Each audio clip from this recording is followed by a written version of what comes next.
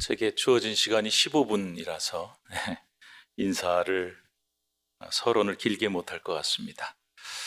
저는 이곳에서 아주 가까운 신촌에서 신촌교회 목회를 하고 있는 이하준 목사입니다. 오늘 설교는 결론부터 말씀을 드리려고 합니다. 오늘 여러분 설교 제목이 순서지에 나와 있는데 한번 보시겠습니까?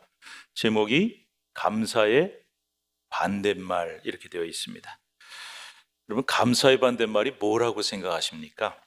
제가 어디 가서 물어봤어요. 감사의 반대말이 뭡니까? 했더니 감사 없음 이렇게 대답을 하시더라고요. 혹은 뭐 불평, 원망, 불만 이렇게 여러 가지를 답을 말씀하시는데 다 정답은 아니고요. 감사의 반대말은 뭐냐? 한번 따라해 주시겠습니까? 당연. 당연히. 감사할 일로 여기지 않고 당연한 일이다라고 생각하는 것이 감사의 반대라는 겁니다. 오늘 설교가 짧기 때문에 오늘 설교 듣고 나서 이것만 잊지 않으시면 되겠습니다. 감사의 반대말은 당연이다. 세상에 당연한 일은 하나도 없습니다. 그런데도 그것을 당연하게 여기면 문제가 생기는데요. 혹시 여러분 세상 사람들이 다 당연하다고 생각하는 게 뭐가 있겠습니까? 지금 살아 숨쉬는 것을 당연하다고 여기는 분들이 많이 계세요. 지금 내가 살아있는데 숨쉬는 거 당연한 거 아니냐? 아니더라고요. 절대 당연한 일이 아닙니다. 여러분 모두가 이제 병원에서 계시니까 아마 잘 아실 겁니다. 어제까지 당연하게 내 곁에 있었던 소중한 배우자가, 자녀가, 부모가 오늘은 호흡이 없는 일이 있어요. 숨을 쉬지 못하는 일이 있습니다. 저도 코로나 이제 많이 없어졌다고 얘기한 지 아직 끝나지 않았죠. 여러분 코로나 때 정말 고생 많이 하셨는데 저는 코로나에 좀 일찍 걸려서 초창기에 걸렸는데 병원에 갔더니 호흡이 잘 안 돼요. 폐가 문제가 생겼어요. 그래서 중환자실에 갔습니다. 음압병동도 갔었고 중환자실도 갔었는데 담당 선생님이 보시더니 호흡이 어려우니까 그 고압 산소를 꽂아주시더라고요. 숨이 안 쉬어지는 거예요. 근데 그걸 꽂으니까 겨우 호흡을 할 수가 있었는데 과장님이 그러시는 거예요. 이거보다 산소 수치가 조금만 더 낮아지면 위험할 수 있다 그러셨는데 겁이 덜컥 나더라고요. 제가 그래서 겁이 많은 사람이어서 저희 아내와 두 아들한테 전화해서 유언도 남겼습니다. 하나님이 불러가실 수도 있으니까. 그 정도로 겪어봤는데 그때 제가 뼈저리게 깨달은 게 뭐냐면은 살아서 숨을 쉰다는 게 이게 당연한 일이 아니구나. 하나님의 은혜구나 하는 걸 깨달았습니다. 우리가 또 당연히 여기는 것이 무엇이 있을까요? 밥 먹는 거, 잠자는 거, 큰일 보는 거, 다 당연하게 생각을 하는데 매일 하는 거 아니냐, 당연한 일 아니냐 이렇게 생각을 하는 경우가 많습니다. 그런데 여러분 아시잖아요. 당연한 일이 아니라는 것을. 저희 교회 성도들 중에 환자들이 많이 계시고 또 이곳 병원에 오신 분들 많이 계십니다. 그런데 그 중에 한 분이 저한테 그러시는 거예요. 목사님, 너무 아파서 밥이 넘어가질 않습니다. 밥을 갖다 주는데 넘어가지가 않아요. 먹는데 모래알을 씹는 건지 아무 맛도 모르겠고 억지로 먹으라고 해서 먹었는데 다 토했습니다. 제가 왜 예전에 마음껏 맛있는 거 먹고 다닐 때 감사할 줄 몰랐는지 그렇게 말씀하시더라고요. 밥 먹는 거 당연한 거 아닙니다. 잠자는 것도 마찬가지죠. 몸이 아파서 혹은 삶의 근심 걱정에 짓눌려서 한숨도 못 자고 뒤척여 본 적이 있으신지요? 그런데도 잠자는 게 당연한 일인가요? 그렇지 않습니다. 저희 교회 또 환자 한 분이 이런 얘기를 하시는데 제가 그분 한 말씀을 그대로 한번 전해볼게요. 목사님, 아침에 똥 싸는 거 그거 감사해야 됩니다. 이제 깜짝 놀랐어요. 갑자기 무슨 소린가. 저 아시잖아요, 목사님. 저 한참 아플 때 정말 변이 안 나와서 너무너무 고생했습니다. 그래서 저는요, 이제 건강이 회복되고 나서 요즘 습관이 하나 생겼는데 아침에 큰일 보고 나서 그거 한번 꼭 쳐다보고 감사기도 드립니다. 그러시더라고요. 여러분, 숨 쉬는 것, 밥 먹는 거, 잠자는 거, 큰일 보는 거 이거 당연한 일입니까? 그렇지 않습니다. 감사해야 할 일입니다. 하나님 은혜도 이와 같아요. 하나님이 주시는 은혜가 결코 당연한 것이 아니라는 겁니다. 그런데도 이 당연하게 여겨지고 익숙해지면 문제가 생기죠. 왜냐하면 감사가 사라지기 때문입니다. 우리가 신앙생활하면서 제일 집착하는 것 중에 하나가 뭐냐면은 은혜 받는 거예요. 남들 받은 은혜 다 받고 남들 못 받은 은혜도 내가 받고 싶다. 은혜 받는 것에만 우리가 집착을 하고 관심이 많은데, 사실은 받은 은혜를 잘 간직하고 그 은혜를 더 크게 만들어가는 것도 대단히 중요합니다. 왜냐하면은 은혜를 이미 받아놓고 그 은혜를 유지하지 못하고 까먹는 사람들이 많이 있기 때문이에요. 오늘 본문이 민수기 21장입니다. 여기 보면 하나님께서 출애굽한 후에 광야에서 이스라엘 백성들을 불뱀을 보내서 물게 하십니다. 아주 사막에 사는 무서운 독사입니다. 물리면 금방 죽죠. 그런데 왜 하나님께서 하나님의 백성을 이렇게 잔인하게 무섭게 처벌하시느냐? 그 이유가 오늘 본문 순서지에 보시면 나옵니다만 4절에 이렇게 나와 있습니다. 백성이 호르산에서 출발하여 홍해길을 따라 에돔 땅을 우회하러 했다가 길로 말미암아 백성의 마음이 상하니라. 자, 출애굽을 했어요. 애굽에서 가나안 땅으로 가는데 최단 거리가 있습니다. 제일 빠른 거리. 근데 하나님이 글로 가게 하지 않으시고 뺑 돌아가는 길을 택하게 하셨어요. 그 이유가 뭐냐면은 그곳에 사는 이방 백성들과 전쟁을 해야 되기 때문에, 전쟁하면 사람 죽고 다치잖아요. 하나님이 배려하셔서 돌아가게 하신 건데 이게 마음이 안 드는 거예요. 오늘 본문에 보면 마음이 상했다 그랬죠. 하나님이 하시는 방식이 마음에 안 들고 기분이 나빠진 겁니다. 그래서 하나님한테 불평 원망을 시작을 하는데 뭐라고 원망하느냐? 5절에 이렇게 나와 있어요. 백성이 하나님과 모세를 향하여 원망하되 어찌하여 우리를 애굽에서 인도해내어 이 광야에서 죽게 하는가?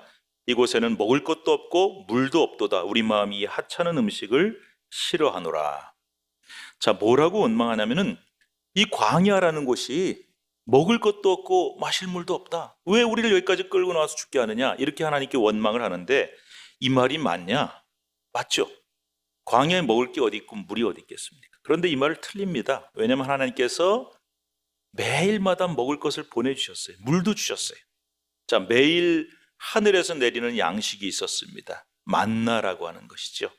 그 만나를 하나님께서 매일매일 공급해 주시는데 이스라엘 백성들이 뭐라고 불평을 하냐면은 오늘 본문에 이렇게 나와 있어요. 우리 마음이 이 하찮은 음식을 싫어하노라. 저는 사실 목사지만 이 말씀 보면서 좀 충격을 받았습니다. 이스라엘 백성들이 매일 하나님께서 아무것도 먹을 것 없는 광야인데 하늘에서 만나 내려줘서 먹게 하셨는데 매일 먹다 보니까 질리는 거예요. 물리는 거예요. 그래서 이 음식 질렸다. 이 하찮은 만나 우리가 싫다. 이렇게 말을 하는 겁니다. 자, 하나님이 주신 은혜를 감사할 줄 모르는 것도 문제인데 그거 아무렇지도 않게 여기는 것, 당연하게 여기는 것도 문제인데 하찮은 음식이라 그랬어요.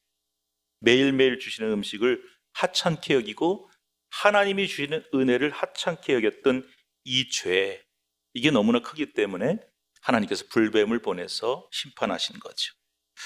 여러분, 세상에는요 은혜를 까먹는 사람들이 있어요. 은혜를 까먹는 사람 누구냐? 이미 하나님께 받은 은혜를 간직하지 못하고 다 까먹고 빼앗기는 사람들입니다. 그렇게 되는 이유가 뭐냐? 바로 감사의 반대말. 뭡니까? 당연하게 여기면, 하나님의 은혜를 감사할 줄 모르고 당연하게 여기면 그것을 다 빼앗기고 마는 무서운 일이 생긴다는 것이죠. 아까 찬양 너무 은혜 받았습니다. 감사합니다. 제가 좋아하는 찬양이 또 하나 있는데요, 은혜라고 하는 찬양 아마 많이 들어보셨을 거예요. 가사 한번 읽어드릴게요. 내가 누려왔던 모든 것들이, 내가 지나왔던 모든 시간이, 내가 걸어왔던 모든 순간이 당연한 것 아니라 은혜였어. 아침 해가 뜨고 저녁에 노을, 봄의 꽃향기와 가을의 열매, 변하는 계절의 모든 순간이 당연한 것 아니라 은혜였어. 오늘 하루를 이렇게 예배로 시작하시는데 매일 잠자고 그 다음날 오면은 하루가 오잖아요. 그런데 그게 당연한 것이 아니고 봄 지나면 여름 오고 여름 지나면 가을 오고 가을 지나면 겨울 오고 당연한 게 아니라 다 하나님의 은혜라는 거죠. 3절에 이렇게 나와 있습니다. 내가 이 땅에 태어나 사는 것 어린 아이 시절과 지금까지 숨을 쉬며 살며, 아까 제가 그랬죠. 숨 쉬는 거 당연한 거 아니라, 숨을 쉬며 살며 꿈을 꾸는 것 당연한 것 아니라 은혜였어. 내가 하나님의 자녀로 살며 오늘 찬양하고 예배하는 삶, 복음을 전할 수 있는 축복이 당연한 것 아니라 은혜였어. 모든 것이 은혜, 은혜, 은혜, 한없는 은혜. 내 삶에 당연한 것 하나도 없었던 것을 모든 것이 은혜였어. 가사가 너무 좋아요. 우리가 당연하게 여기고 매일매일 너무나 당연히 맞이하는 것들이 절대로 당연한 것이 아니라 은혜란, 숨을 쉬는 것도 은혜. 특별히 내가 하나님의 자녀로 살 수 있는 것, 오늘 이곳에 나와 예배할 수 있는 것, 찬양할 수 있는 것, 이 모든 것이 은혜라는 것입니다. 혹시 여러분, 우리가 힘든 일만 기억을 하고 아직 못 받은 은혜만을 찾다가 이스라엘 백성들처럼 하나님의 은혜를 감사할 줄 모르고 산 것이 아닌지, 아니 그 감사한 일들이 분명히 은혜인데 그것이 너무나 익숙해지고 너무나 당연해져서 쉽게 넘어가 버린 것은 아니에요. 그래서 찬송가 429장이 이렇게 찬송하잖아요. 받은 복을 세어보아라 그랬어요. 그래서 제가 이게 무슨 말인가 했는데, 목사들도 힘들 때가 있습니다. 여러분들도 힘들 때가 있죠. 모든 직업이 마찬가지지만 목사도 힘들 때가 있는데, 힘든 일이 참 이상하더라고요. 한번 생기면은 하나로 끝나는 게 아니라 계속 연달아 몰려오거든요. 그래서 제가 굉장히 지쳤을 때 이 찬송을 부르는데 가만히 있어. 받은 복을 세어보란 게 뭘까? 세어보자. 그래서 제가 지금까지 받은 복이 혹시 뭐가 있을까? 축복이 뭐가 있을까? 한번 세봤어요. 제가 뭘 셌을까요? 하나님 살아 지금도 숨 쉬는 거 감사합니다. 오늘 밥 세끼 잘 먹었습니다. 마음 불편한데 밥은 잘 넘어가요. 그리고 목회할 수 있는 거 감사하고 쭉 세어보니까 참 많더라고요. 복을 세어본다는 게 이런 거구나. 이미 내가 하나님께 받은 복이 많은데 그거 잊어버리고 당연하게 여기고 살았는데 세어보니까 그게 복인 줄 알겠고, 하나님이 나에게 이미 이렇게 많은 복을 주셨는데 이 문제도 해결해 주시지 않겠는가, 앞으로도 나를 복으로 인도해 주시지 않겠는가라는 위로와 소망이 생기는 거예요. 그래서 제가 받은 복을 세어보아라. 그렇습니다. 여러분, 혹시 사시다가 자꾸 내 마음속에 원망이 생기고 불평이 생기고 홍감사가 느껴지지 않는다, 그러시면은 한번 이렇게 생각을 해보시기 바랍니다. 나 병든 거 아닌가? 우리 병원에 계시니까 뭐 온갖 종류의 병이 있잖아요. 근데 여러분, 당연병이란 게 있어요. 당연병. 법정 전염병입니다. 당연병.